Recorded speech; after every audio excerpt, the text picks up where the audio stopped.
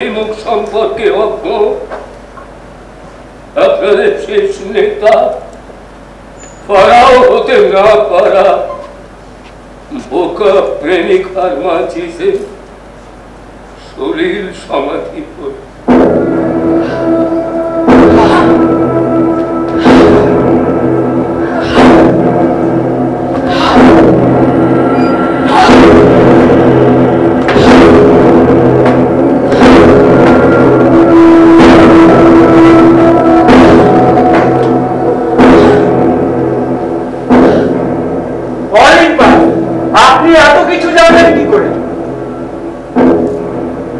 আমি প্রাচীন পিরামিডের নিচে থাকতাম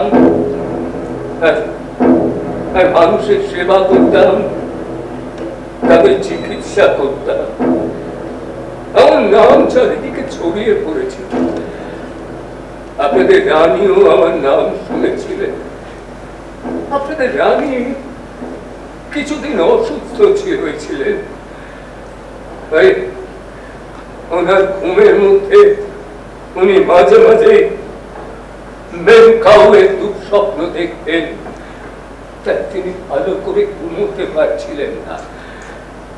এদিকে সিজার অ্যান্টোনিও ক্লিওপেট্রার প্রেমের কাহিনী শুনে দূত পাঠালেন ক্লিওপেট্রার কাছে বিয়ের প্রস্তাব নিয়ে, নইলে তিনি আলেকজান্দ্রিয়া দখল করে নেবেন।